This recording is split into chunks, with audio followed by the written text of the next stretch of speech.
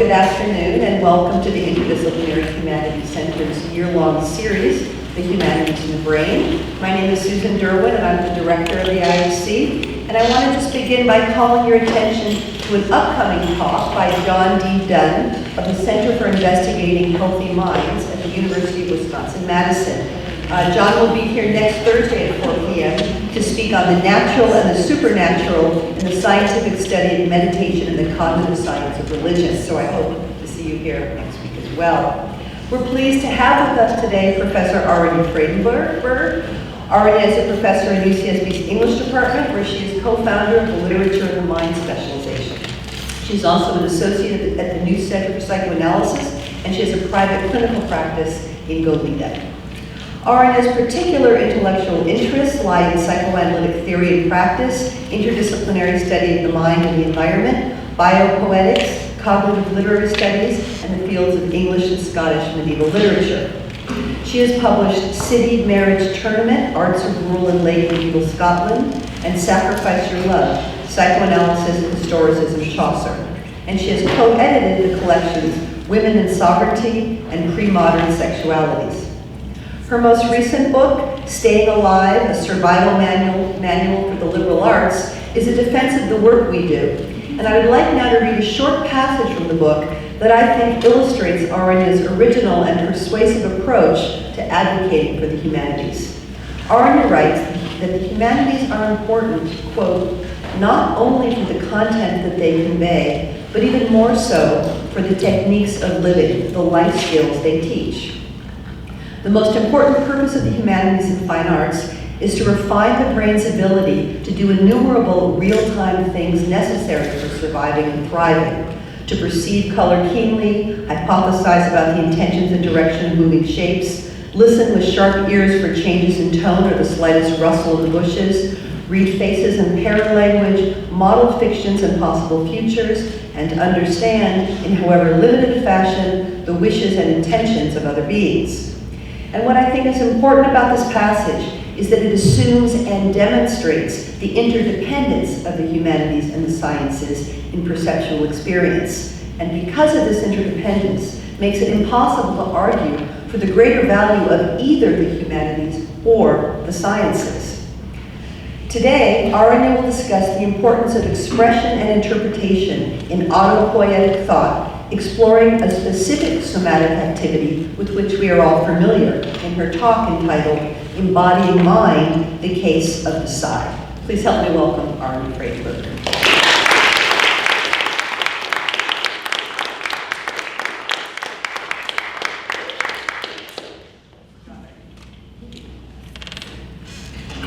Thank you very much, Susan. Thank you for inviting me to speak, and thank you all for coming. I'll just say that this piece is intended for a collection, a multi-volume collection that's being put together by the History of Distributed Cognition project underway at the University of Edinburgh.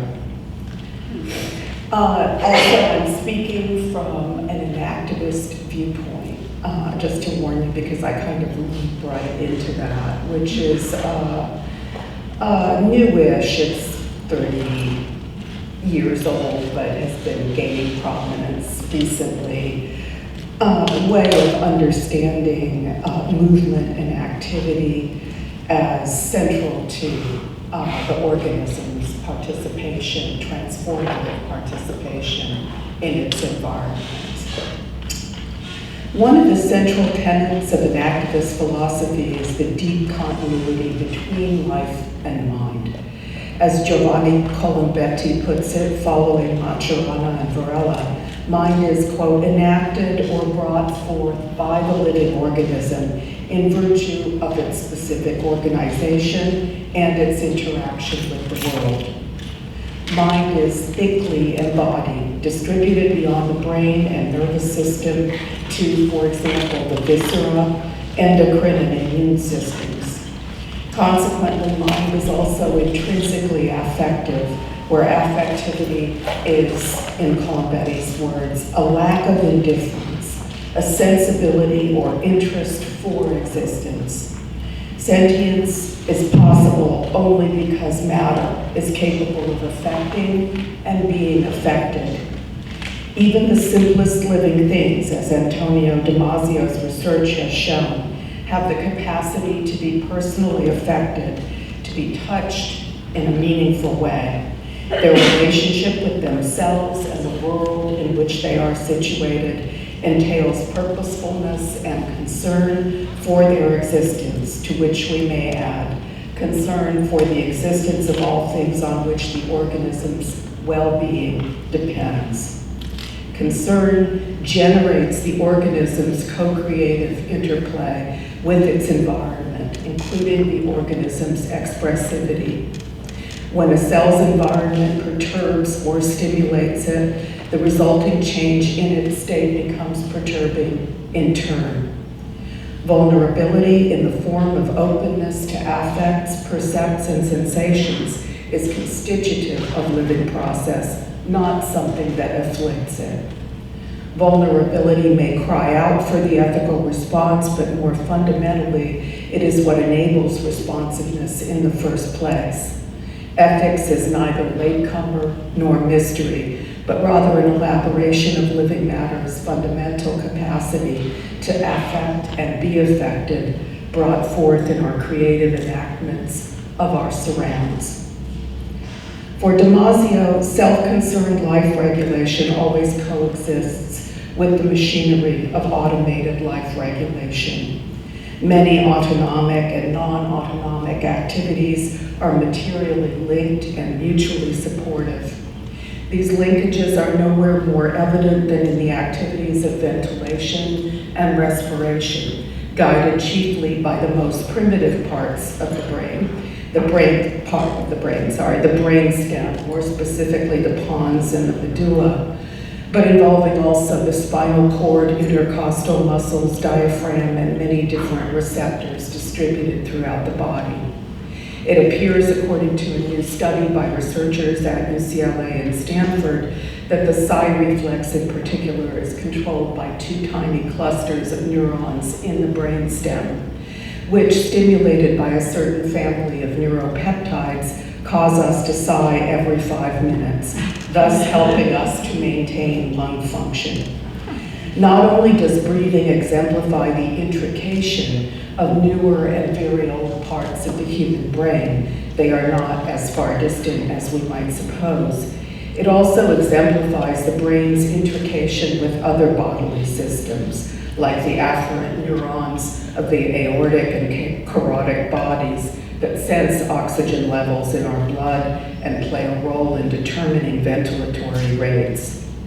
Breathing can further be affected by emotional states through input from the limbic system of the brain, and breathing is also amenable to conscious voluntary control by the cerebral cortex. Speech, in fact, requires voluntary control of breathing. Breathing crisscrosses the still mysterious border territory between psyche and soma in quite remarkable ways. A panic attack, for example, is neither a phenomenon of a psychological nature nor one of a neurobiological or even neurochemical nature. It is all of these.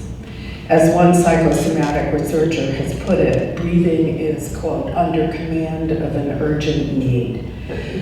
But it is also the first postnatal communication that we establish with our environment. Hence, it is always an occasion and model for meaning-making, and as Sándor Ferenczi noted long ago, for experiencing pleasure and unpleasure. Along with feeding and elimination, but even before them, if that matters, respiration is part of the history of how and what bodies take in and push out, of what is liked and absorbed as self or rejected as not or no longer self. We can stylize the rhythms of our exchanges of gases, yet we can't choose to stop breathing altogether.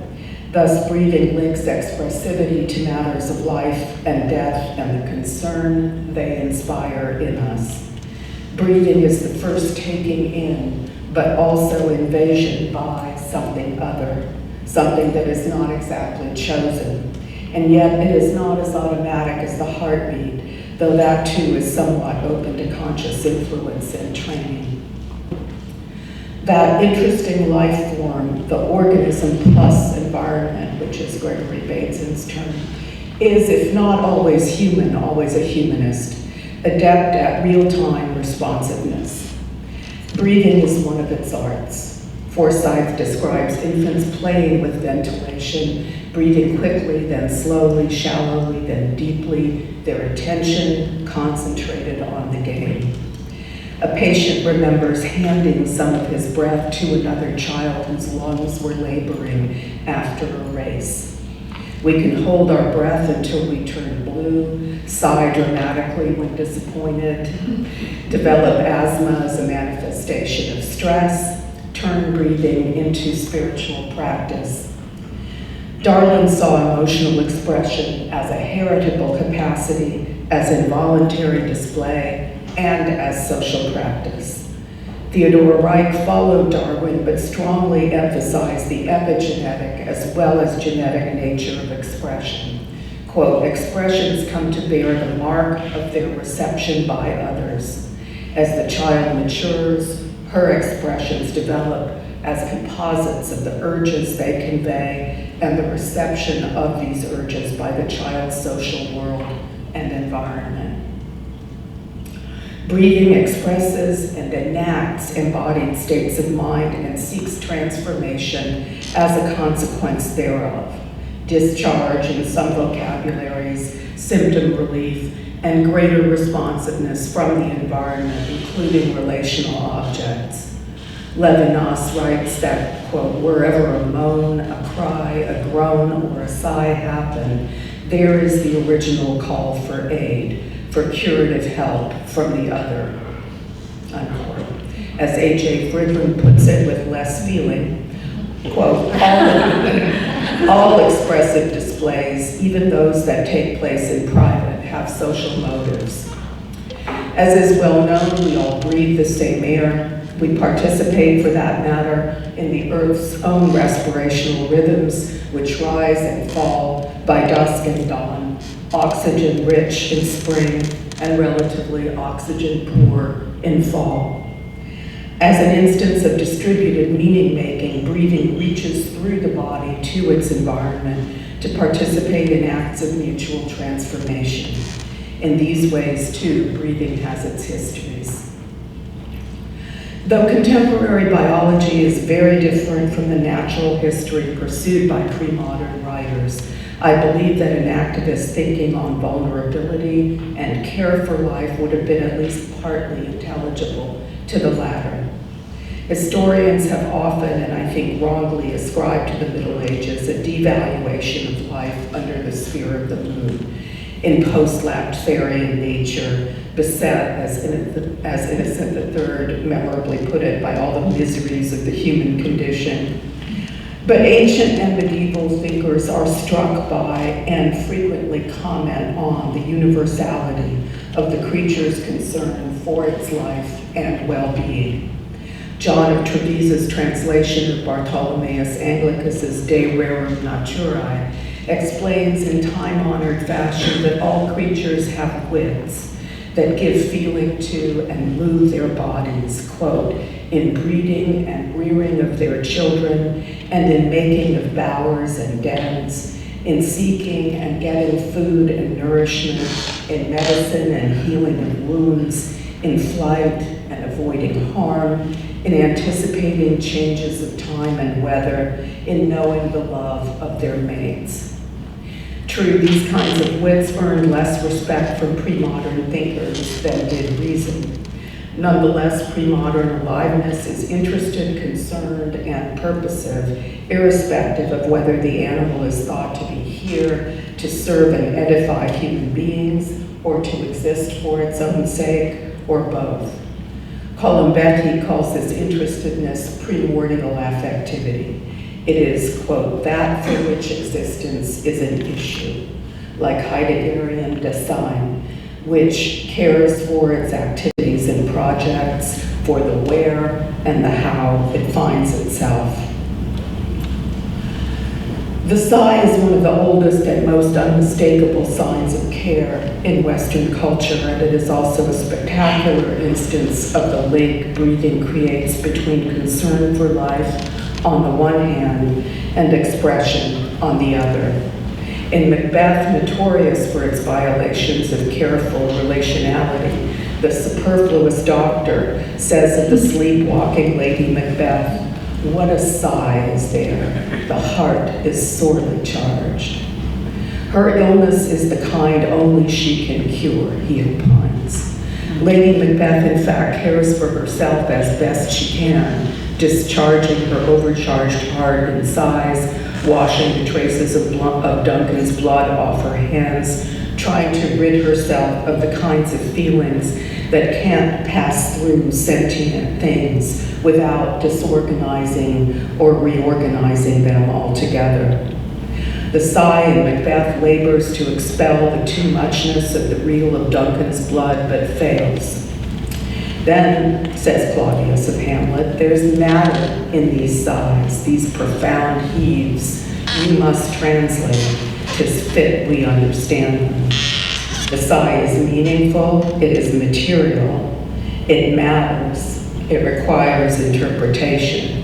It emerges from the body as a consequence of the organism's cares, as a form of display that may betray. Premodern psychologies anticipated, if in the rough, many of the principles underlying contemporary inquiry into distributed cognition, affective embodiment, and psychosomatic interactivity. Qualities: heat, cold, dryness, moisture; elements: earth, air, water, fire; and humors: black bile, yellow bile, blood, and phlegm, entered into complex combinations. The temperaments composed thereof were at once physiological and psychological, and highly sensitive to changes in inner and outer environments. Microcosms reflected and interacted with the macrocosm. Creaturely bodies were highly vulnerable to what might loosely, in this case, be called distant attractors, e.g. the sympathies and antipathies that unbound and bound material particles, and the influences that rain down from the stars, shaping our developmental potentials. Melancholy famously was one such temperament, dominated by dryness and black bile. The literature on love melancholy, or love sickness, amor herios, is a vast treasure trove of information and ideas about how bodies make and are made by meanings. Sappho's description of the burning and paleness that the vision of the beloved produces in the lover became, as is very well known, a locus classicus of embodied desire for subsequent medical literature as well as love poetry. Quote, "A subtle flame suddenly runs under my skin. I can't see a thing and my ears ring. I'm paler than grass and I seem to myself to be about to die."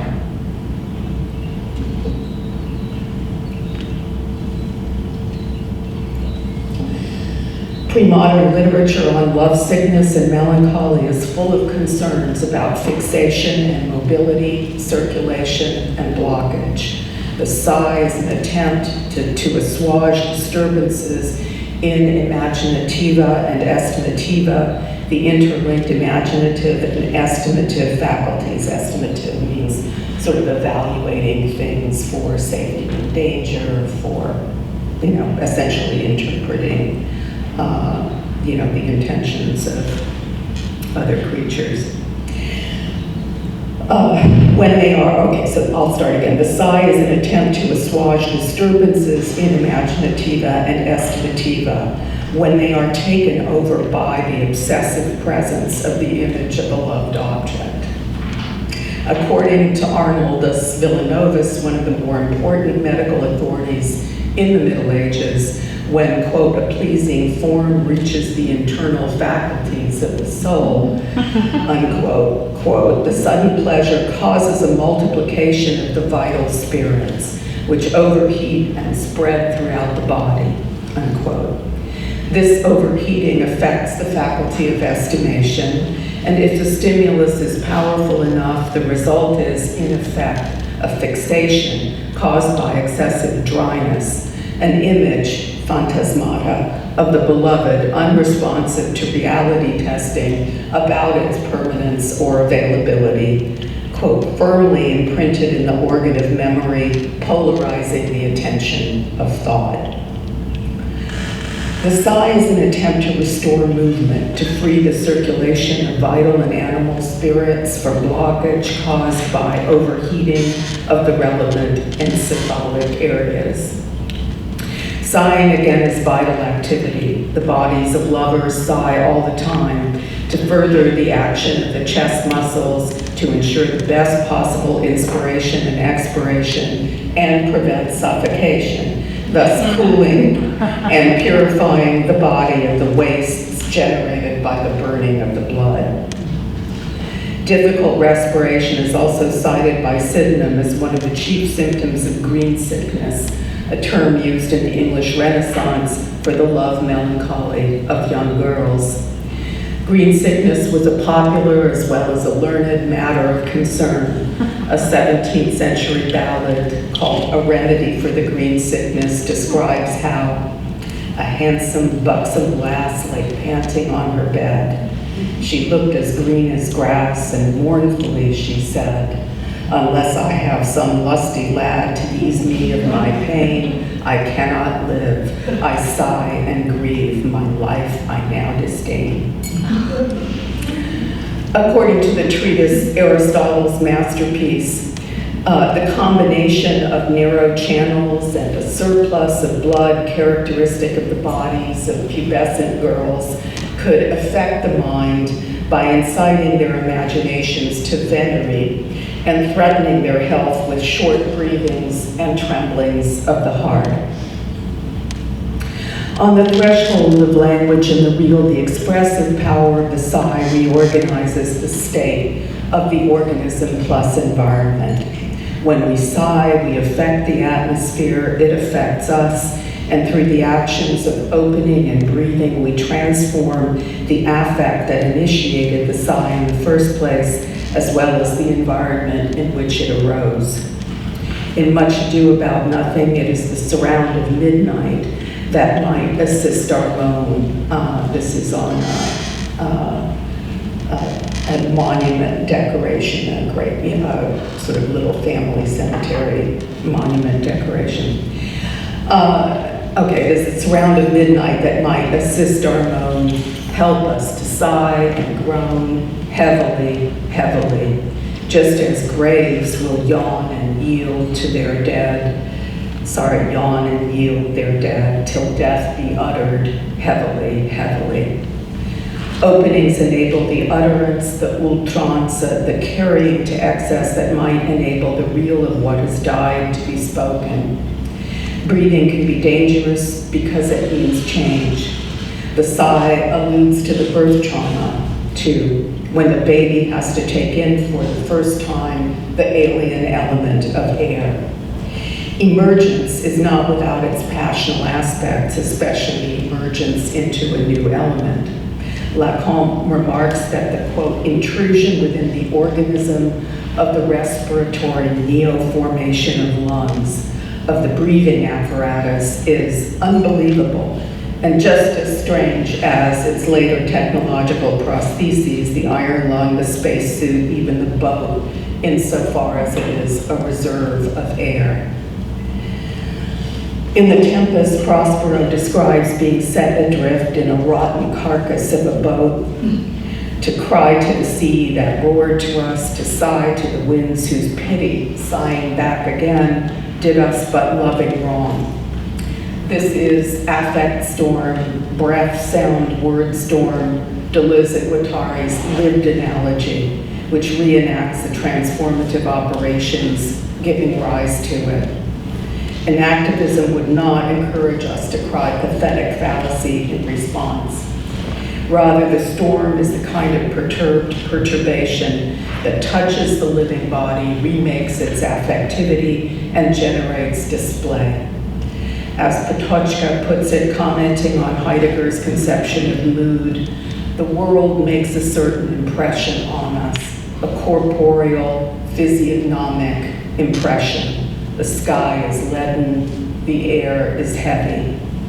Lacan links the first breath, the first intake of the alien element to the notion of agolma, of impress, which marks the ceding of the organism to the demands of its surround.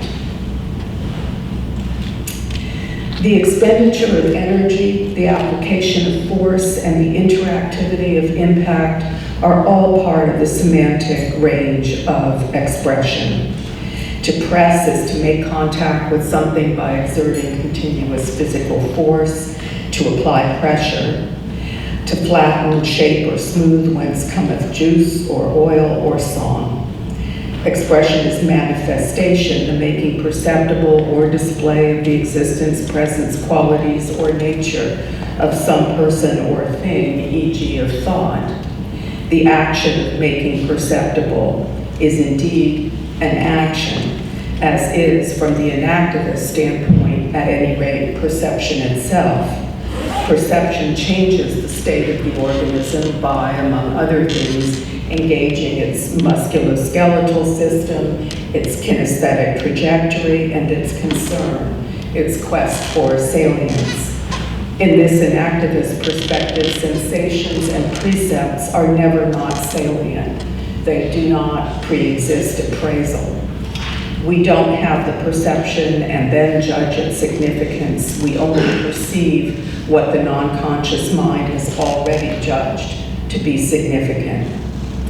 Following with some differences the tracks laid down by J.J. Gibson in his venerable outline of a theory of affordances, Colombetti explains that sensory information impinges on an active organism already furnished with expectations of how the world changes in relation to movement. Perceiving is then better characterized as the exercise of this practical knowledge rather than the representation of sensory information in a dedicated part of the brain. Display, sensation, and percept making is ecological creativity before it is captured by psychical representation. The force of expression strikes the body and passes transformatively through the flesh. Its immediate effect is a different, writes Brian Masumi. Language is only one of its agencies. Expression is abroad in the world, this is Masumi, always on the move, overspilling individual experience, self-transporting. Its emergence into words and things is always an event before it is a designation or signification. According to the anthropologist Stephen Feld, there are strong relationships between the ecology and sounds of the natural world on the one hand and cultural expression on the other. Not only are birdsong and bird calls to be found in human music, elements of human noise are in the songs and calls of neighboring birds. Here, proximity is decisive. The Australian lyrebird now incorporates the sound of a chainsaw into the song of his living experience of the territory. Just so does Donne incorporate the objects of a somewhat disenchanted world, twin compasses, fleas, flies, palsy, into his own songs and sonnets. The song is expressive announcement, the here I am, so difficult to explain for animal behaviorists because of its potential costliness. In other words, why do nightingales, sing loudly in the treetops at night? It is as if they were beckoning an owl, daring them to, come and eat me. These kinds of behaviors are very difficult to explain with reference to parsimony or functionalism.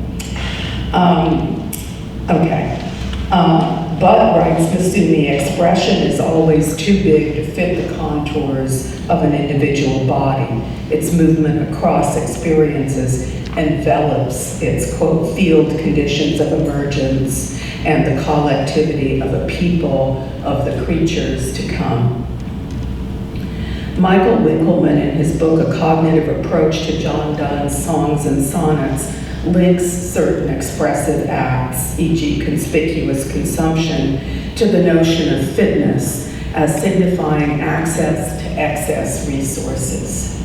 Donne's poetic inventions are costly signals and evince an intellect correlating to high mating fitness. These claims are consonant with the adaptationist view that the task of evolution consists in finding heritable strategies, sets of interrelated genes capable of contributing to reproduction. This way of looking at things might seem to discourage appreciation of the paradoxical vitality of vulnerability. But post-genome evolutionary theory contends that each and every gene, being always already intertwined with a multitude of other genes, has multiple effects, any one of which need not increase fitness in the same manner or even in the same direction as another. It's a process known as Pleiotropy. In fact, the Russian scientist Timofey Krasovsky used the term genetic expression in 1927 to indicate that phenotypic manifestation of the genotype is affected by external conditions as well as the proximity of other genes.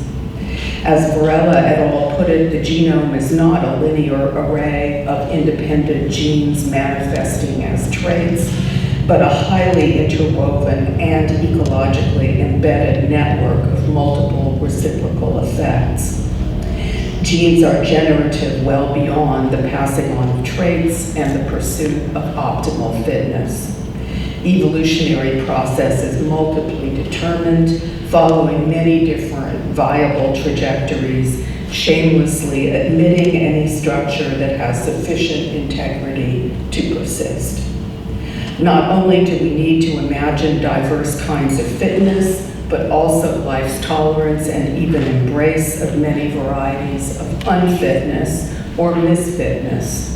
If, as Sewell Wright, evolutionary theorist, if, as Sewell Wright believed, quote, individual co-adaptability is not only of enormous significance as a factor of evolution, but also perhaps the chief object of selection, it makes sense that living process might prefer block parties and diversity, neurodiversity included, to gated communities. The richer the brew, the greater the dynamism. I would argue that Shakespeare's sonnets give shameless welcome to different fitnesses. There are dominant young men, it seems, who don't want to breed at all in the first place. There are women who offer nothing in the way of futurity. There are mood shifts, random objects, sensations, both shop-worn and bizarre, manifold openings and closings, strivings, anxiety, hope, panic and despair, unreadiness, weariness, aging, and hatred. Affectivity, in short, expressed by becomings and by the people to come. The intrinsically purposive nature of the organism that enacts or brings forth what matters to its continuation is certainly capable of generating the imagery or the imaginary of rivalrous display, but by no means limited to it. Rather, we should imagine striving as related more broadly to the carefulness of life, to the vulnerability of living being. Grieving Titus Andronicus imagines the outcome of kneeling together with Lavinia in this way. Heaven shall hear our prayers, or with our sighs will breathe the welkin dim and stain the sun with fog, as sometime clouds when they do hug him in their melting bosoms. We hug when we stain and stain when we hug. We become the phenomenological we, the we that is more than 1 + 1. We become pathetic. We imagine things, yearn for what can't be. Shakespeare's sonnets uniquely prize folly, exposure, ridiculousness, and I'm quoting myself here. Love that is infantile, incestuous, dependent, hopeless, all the epiphenomena of Spencerian and Neo-Darwinianism. love for inappropriate objects, lost causes, the kind of love that makes a fool, a misfit, a pervert, a stalker out of you. In the early Freud, expression is also embodied affective activity, not simply an attempted simulacrum. Abreaction, Freud's term for the outbursts that sometimes punctuate analytic sessions, pushes out affect. I spit it out, cry my head off, get it off my chest. Freud writes, an insult which is returned, if only in words, is remembered differently and better from one endured in silence, Freud notes, speaking of the revenge drive. In contemporary affect theory, expression is our principal means of becoming. In the mode of affect regulation, it is activity often accompanied by changes in vital signs that in turn feed back into the brain and influence further processing. The infant researchers Beebe and Lachman show that, quote, particular facial or vocal patterns accompany the particular states of arousal catalyzed by connections between conscious and unconscious processing. For example, the increased sensory attention and motor tension Freud attributes to preparedness. Heightened affect changes the body and hence the environment, if only by transforming my feelings or yours of helplessness, indifference, or inattention. Expression acts in and through the relational field of the other. I act out. I unfurl my most attractive, most terrifying feathers and risk looking ridiculous. Infantile emetic expression combines affect and motor activity as a means of maintaining contact, touching, coupling, co-creating with loved objects and experiences where the goal is not primarily to copy, but rather to invite, sustain, and develop relationship. Galese's recent work also emphasizes social goals and effects of mimicry. As Sonnet 47 puts it, when that mine eye is famished for look, or heart in love with sighs himself doth smother, with my love's picture then my eye doth feast, and to the painted banquet bids my heart. Another time mine eye is my heart's guest, and in his thoughts of love doth share a part. So either by thy picture or my love, thyself away, art present still with me. For thou not farther than my thoughts canst move, and I am still with them, and they with thee. Or if they sleep, thy picture in my sight awakes my heart to heart's and eyes' delight. Reading this poem a few decades ago, we might have focused on the incommensurability of painted banquets and the lived experience of the body. I don't want altogether to lose the force of those insights. As noted, organismic couplings are passional. What emerges from them is always transformed, different. But these days, at least if we have warmed to the notion of extended mind, especially Gregory Bateson's understanding of language as a means of mind extension, we are more likely to agree with Milton and Areopagitica about the strange undead lives books give their authors' minds and the opportunities for weird coupling those books offer. And so with the image, Elaine Scarry explains in Dreaming by the Book, as did many pre-modern rhetoricians before her, that the image of a lost or absent friend is indeed not that friend, but it is also not nothing. It can provoke an affective and sensory dynamism. Our senses, perceptions, and affects can feast on a picture. The picture can expand the heart beyond smothering. The eye can host the heart, awaken it, share its thoughts of love. We can feel better and have a better day. Maybe we will plant something and add oxygen to the atmosphere. Maybe we will be more loving to our students. Psychologists Cowie and Cornelius agree with Beebe and Lockman that interactions between speech and emotion are situated in the domains of feeling, psychology speak, feeling, appraisal, action tendency, and social consequences, as well as temporality, where multiple time scales might be at work with some signs building up and others erupting briefly but tellingly.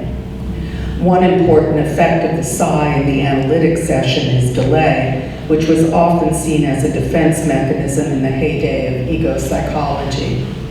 In a paper on autonomic resistances in word association tests, Baker supposed a link between the temporal delays in such tests, which sometimes occurred when subjects were given words like homosexual, and respiratory and other acts emerging during those delays, like breathing heavily and sighing. I don't disagree with Baker's conclusion that sighs are signs of delay because they occur during pauses, though the logic seems a bit dodgy. But we must keep in mind that the sigh, like all other signs, has multiple context-dependent meanings, nor, in my opinion, are delay and deferral resistant infra se. Other associations like patience, repose, renewal, idyll, pastime, liminality, timeout, reverie, and daydream also come to mind. The sigh can express many different emotional states, sometimes co-occurring. Heim et al. Suggests that, quote, the extent of irregularity in breathing during speech, including sighing and breath holding, may sometimes reflect the intrusion of conflicting impulses into a habitual function. In their study of speech and emotion in psychotherapeutic sessions, the sigh was associated with emotion clusters like distress, giving up, and arousal. My own survey of 204 analytic interpretations of sighing has revealed scattered references to sighs of disgust, recognition, boredom, anxiety, anguish, fright, reproach, freedom, love, and pleasure. There were 7 associations of the sigh with sadness, 5 with resignation, 4 each with despair, annoyance, and satisfaction. Interestingly, however, 66 references associated the sigh with relief, often accompanied by relaxation. These clinical observations are consistent with studies by Vleming et al. Published in 2009 and 2013 in the journals Psychophysiology and Biological Psychology that correlated higher rates of sighing with states of relief from stress and proposed that sighing functions as a resetter in the regulation of both breathing and emotions. Psychoanalyst Gary Davis links the sigh to depressive filling of emptiness and thus perhaps to a stay of mourning. But as Freud noted, the very means we adopt to hold on to what we have lost are also the means that enable us to mourn and let go. The sigh can buy time, but it can also give us the time we need to get somewhere new. Either way, the sigh belongs to lovers because we are always waiting to get what we want. One of Christopher Bolas's analyses, quote, narrated life's events, repeatedly heaving and sighing, like someone who feels he must describe a dreadful event that he has seen as soon as possible. Bolas writes that these performances, quote, amounted to a kind of emotive tidal activity, as he would sigh in waves of released but never resolved despair. As soon as Bolas spoke, however, the sighing would cease, the analysand's body would be at rest, and he might report a dream or talk about material from another session, all stated in a calm and serene manner. Bolas suggests that by means of this latter dreamy mood, the analysand held on to, quote, his childhood need to be mirrored in the radiant light of an admirer, something which he had lost through parental discord.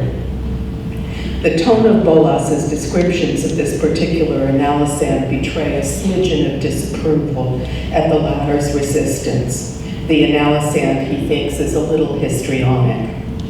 But the sighs, cries, and whispers are asking for attention. Why not? Anyone has to go to that much trouble to get attention needs something they're not getting. And when Bolas speaks, he gives something. What? Is it something Bolas says, or is it perhaps just the sound of his voice that causes the shift from tidal respirations to the ensuing mnemic environment, as he puts it, this environment sort of permeated with memories of former childhood bliss? Does the analysand shift from one state to the next mark intimacy and its acceptance, or does it indicate impingement, disassociation, vertical split, melancholic disavowal? Might it also mark the rhythmic nature of living process, a time to embrace and a time to refrain from embracing? The waves of sighs characteristic of the analysand state prior to Bolas's vocalizations are repeated in the overall sequence. Waves crash and pound, then comes that peaceful moment when the sea lingers on the sand, luminous, smoothing, depositing its offerings, flotsam anyone can claim, in many cases remnants of destruction, disaster, and death, all resting in peace, collectibles in tranquility.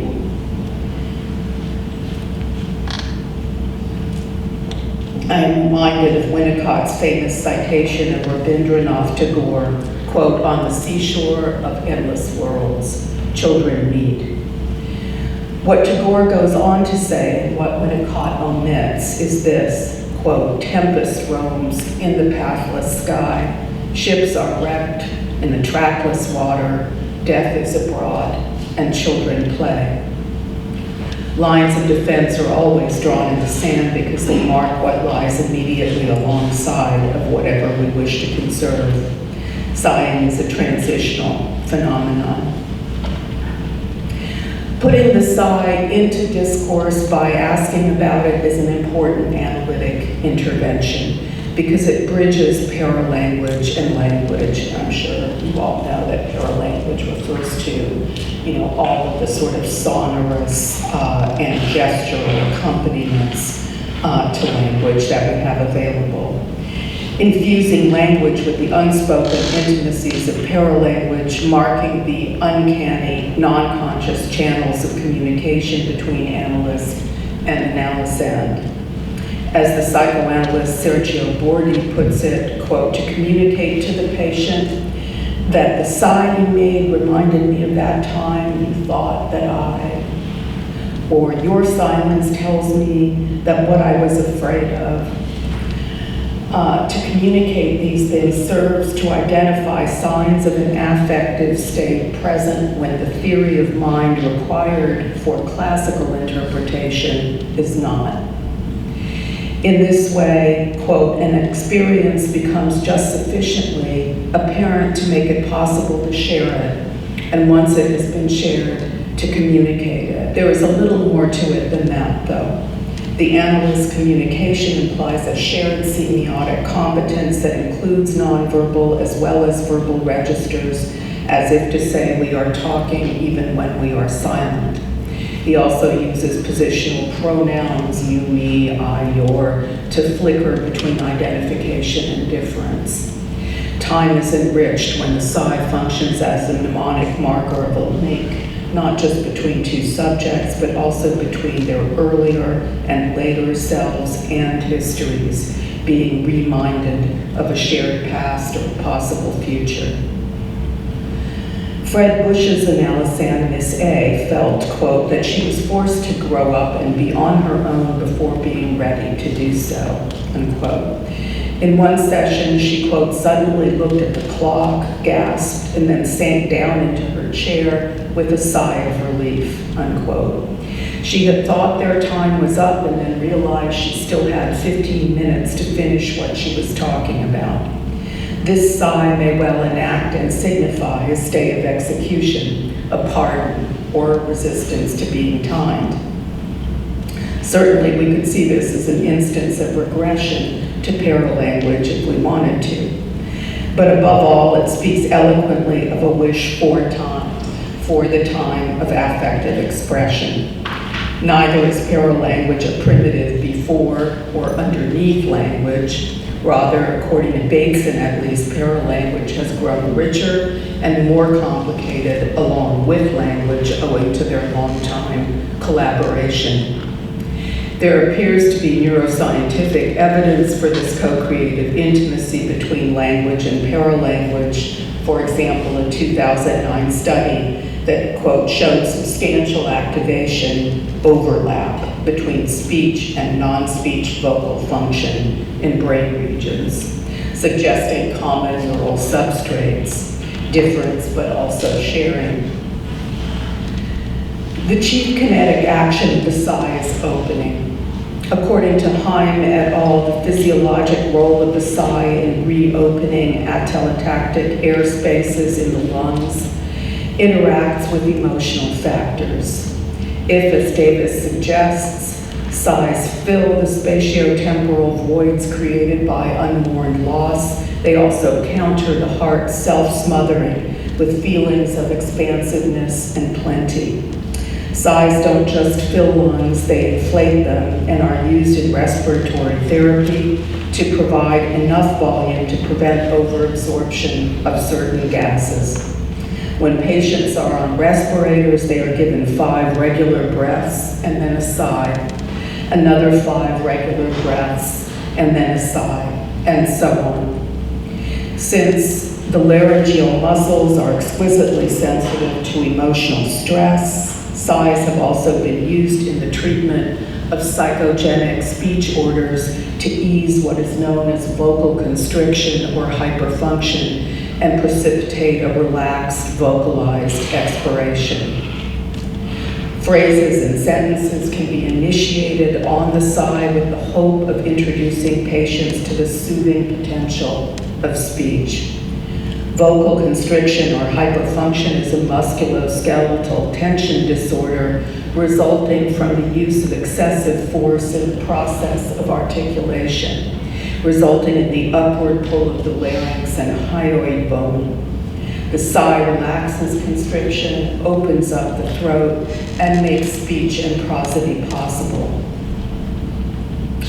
Subglottal pressure regulation plays a crucial role in intonation. The glottal or vocal fry produced through a loose glottal closure enabling air to bubble through slowly while making rattling sounds of very low frequency is a good example of the wide range of uses to which nonverbal signs can be put. Glottal fry is first of all a recognized sign of speech disorder, but like the sigh, it is also used in speech therapy to help patients ease vocal constriction. Throat clearing also makes use of glottal constriction to clear a channel and also takes time. The glottal fry, incidentally, is also used by teenage and young adult women as a kind of generational dialect marker. I cannot produce this because I am too old, but, so I'm just not even going to try. But you've all heard it, and you probably have some idea of what I'm speaking. So Bolas reports that his analysand cleared his voice with guttural expulsions as if this were a prerequisite to the material that followed. Easing of vocal hyperfunction has also been encouraged by teaching speakers to initiate phonation with the H sound to open the mouth to sigh and to yawn sigh, where the yawn helps to precipitate, again, a relaxed vocalized expiration.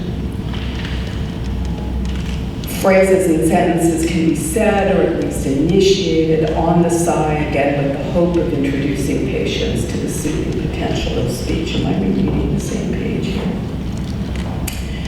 Maybe, but anyway. Full-blown emotional states typically suspend speech, if only for a short time. The sigh might at times be a compromise formation, an expressive means of suspending speech in order to sustain its possibility. Might tidal waves of sighs enact a liminal holding environment in which movements to and fro might be practiced. A patient called Lily, after acknowledging that her analyst, rather than being the cruel separator she had labeled him before, was just the opposite, lay down on the couch with a deep sigh, and the room became very quiet.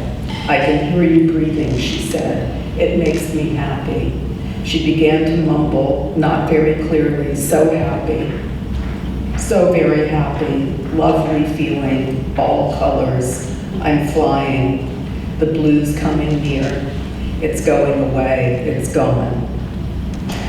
Buchholz, commenting on this case narrative, thinks that this moment in the idyllic holding environment was not a denial of closeness, but rather an indication that Lily's self had strengthened and could acknowledge needs for both intimacy and aloneness.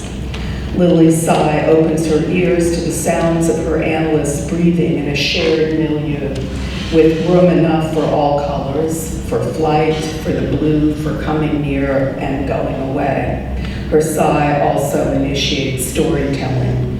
The blue's coming near, it's going away, it's gone, where the sharing of experience enables us to leave blue behind, at least for the moment. Caruth reports a patient who sighed deeply as he prepared to lie down.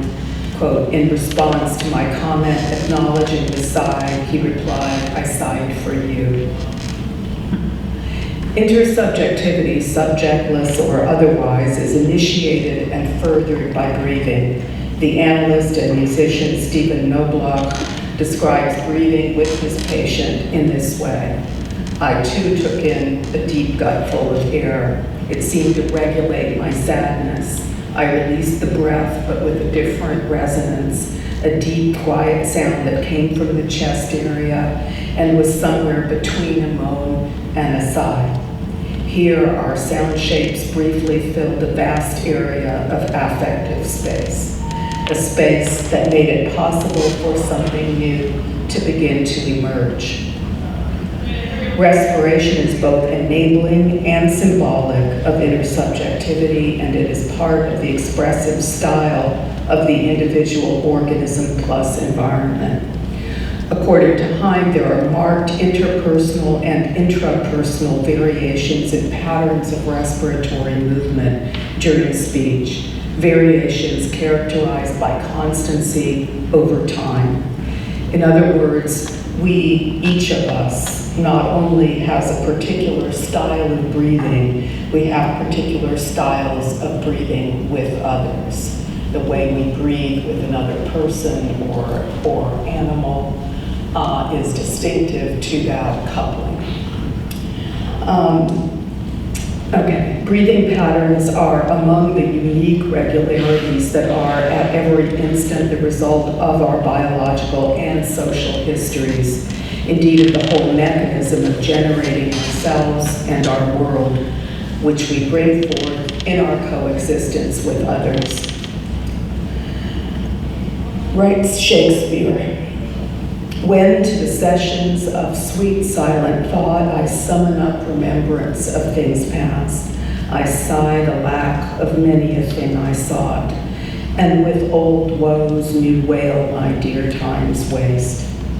Then can I drown an eye, unused to flow, for precious friends hid in death's dateless night, and weep afresh love's long since cancelled woe, and moan the expense of many a vanished sigh.